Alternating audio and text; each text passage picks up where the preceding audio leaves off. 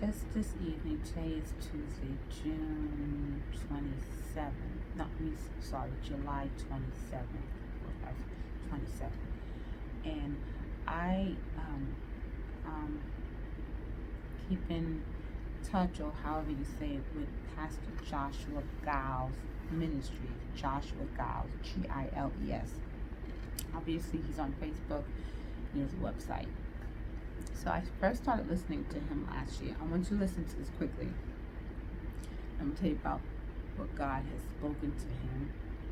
And I'm in shock right now because I'm seeing the things he said come to pass. And I haven't been watching the news, so this is just really flabbergasting me.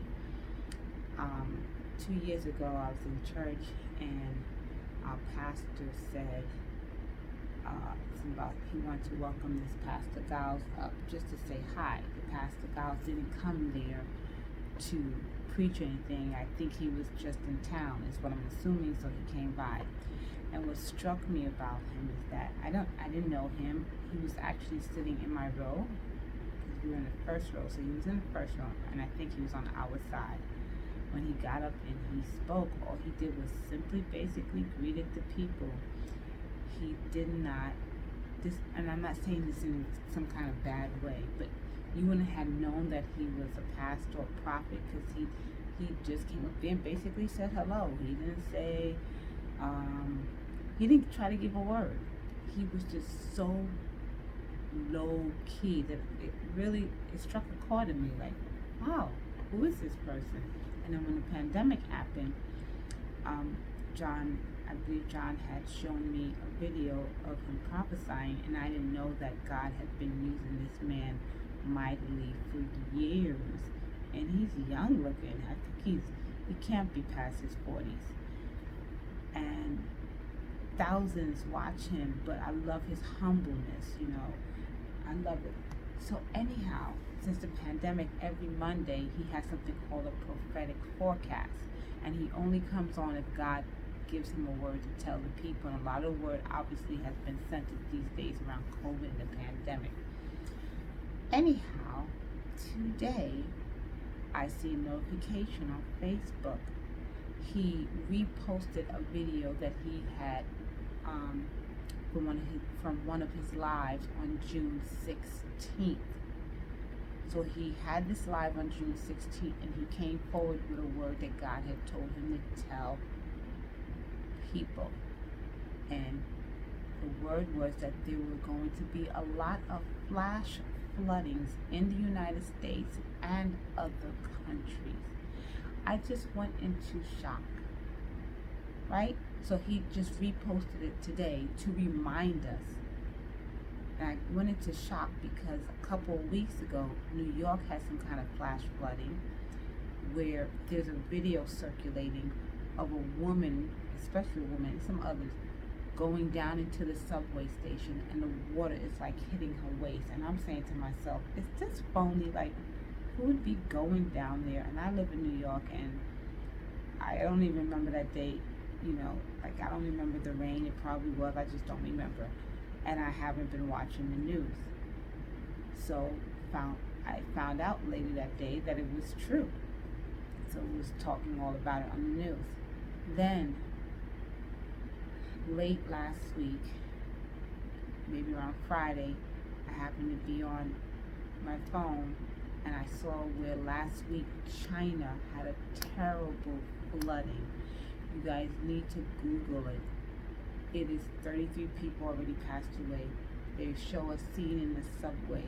People are in a train station, and this is not to give you guys fear.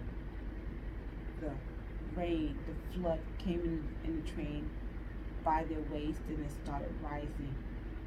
It's terrible. So I'm in shock looking at his video. Guess what?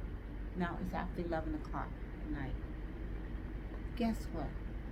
I'm on my phone again. All of a sudden, I see that Italy, I think today, it's either today or yesterday, had a huge flood.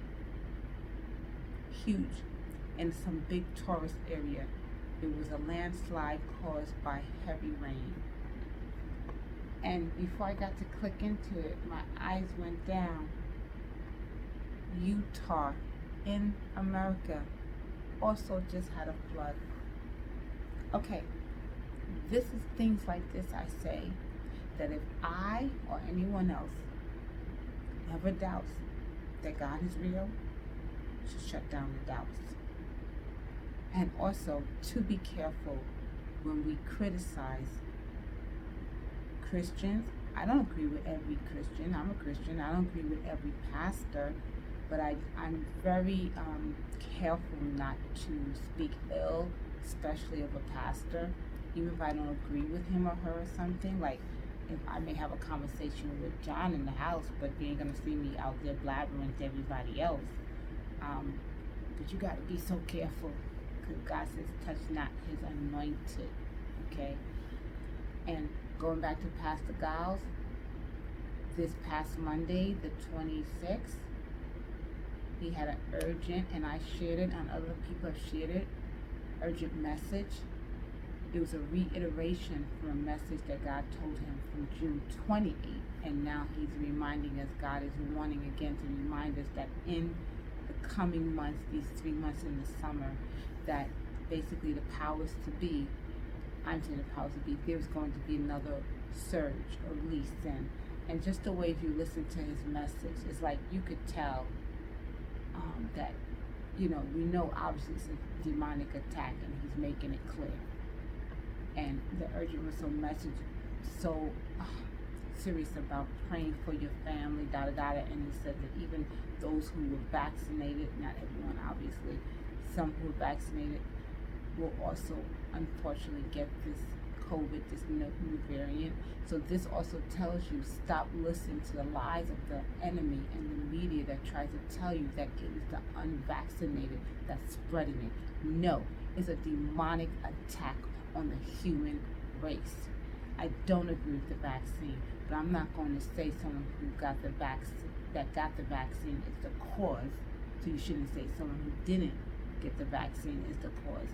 This is a divide and conquer attempt from Satan. So with all this I say, oh my gosh, I'm in shock right now. I'm in shock. I'm also sort of, I'm not saying mad at myself.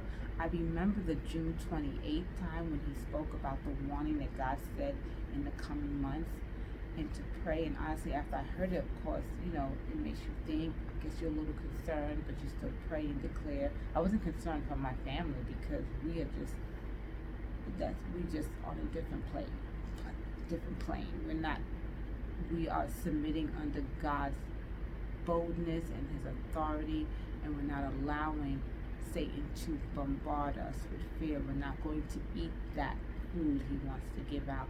But I was disappointed in myself, because you hear words, you hear God speaking through other people or to you, and then sometimes you're sitting there, you listen like, oh my gosh, and then you realize you have to pray, but then you just let life get busy.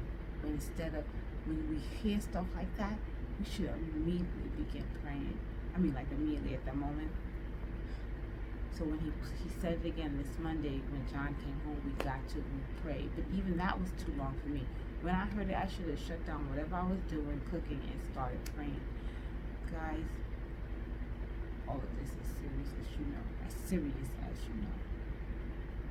Declare protection over your family. But don't do it in fear, because that's what has kept so many of you and others in bondage. Yeah, God did not create a spirit of fear for us to live in that. No. Love you guys. God bless.